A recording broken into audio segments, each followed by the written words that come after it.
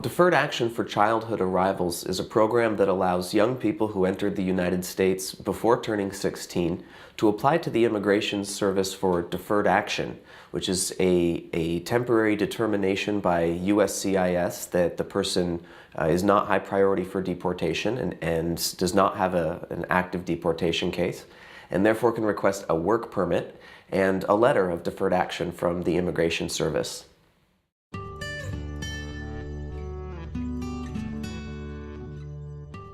A lot of young people aren't sure if they're ready to apply for deferred action or if they want to apply deferred action because we're hearing a lot about changes in the immigration law, possible immigration reform, or some program that would allow young people to stay in the country permanently.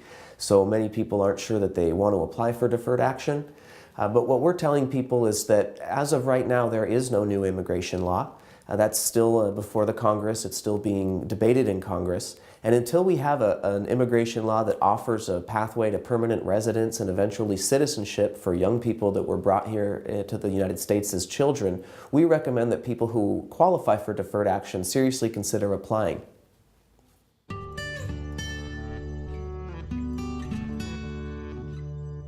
The work authorization that comes with deferred action allows someone to work legally in the United States so they can look for work anywhere in the country. And in most states, that also will allow them to get a driver's license. And because they'll be working, they'll also qualify for a Social Security number. And with that Social Security number, they can also file taxes and use that Social Security number for all the different purposes that people use Social Security numbers.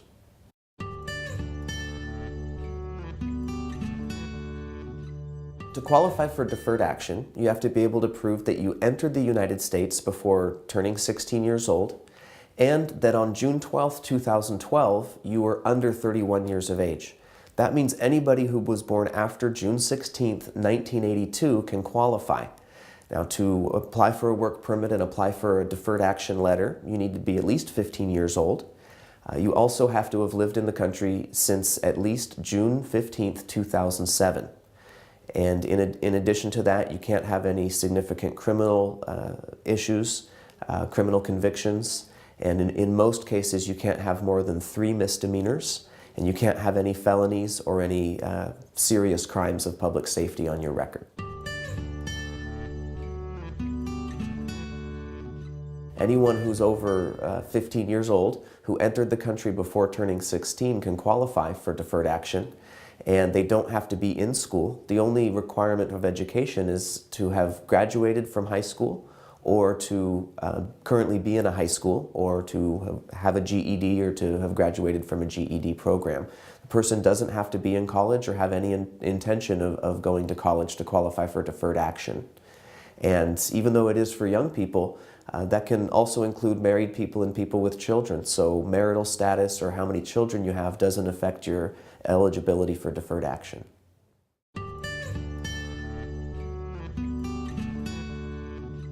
Many applicants for deferred action for childhood arrivals are worried that the information in their application could affect their parents, possibly result in a deportation case against them or their close family members.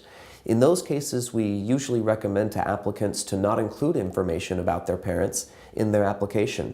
For example, it's not necessary to send a birth certificate that shows the names of both parents when USCIS will accept a passport or a national ID card from your country. Other things you can do to avoid including information about your parents is focusing on work records and school records that don't include the names or current addresses of your parents.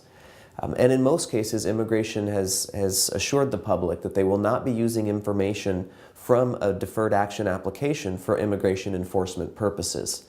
In most situations, we consider that the risk is very low unless the parent has some order of deportation that's currently active or an order of deportation in absentia.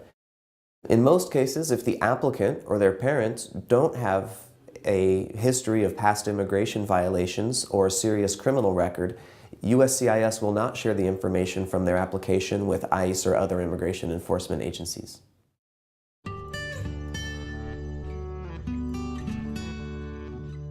It's not legally required to have a representative or an attorney help you prepare a deferred action application, But in most cases, we recommend going with a community organization or an attorney with experience in immigration law to help review or prepare your deferred action application if this is the first time you've sent an application to USCIS. Having a representative or an attorney in your case can help avoid common problems in the application process, and you can avoid common errors. It's also very important not to make mistakes in your application that could appear to USCIS like fraud or telling lies, because that could result in an investigation of your case or cause delays in your case. The important thing is to look for help in the correct places. A lot of immigration consultants, immigration form preparers, notaries public, or notarios claim to offer help with immigration cases or to fill out your immigration forms. However, USCIS won't recognize that person as your representative in the case. If a mistake is made on your case, you'll be responsible for the information contained in your application. Therefore, we recommend going with a lawyer or an accredited representative from a recognized agency who's able to help in your immigration case. That way, if there's a problem in your case, your attorney or your BIA accredited representative will be able to communicate on your behalf with USCIS to resolve problems in the case.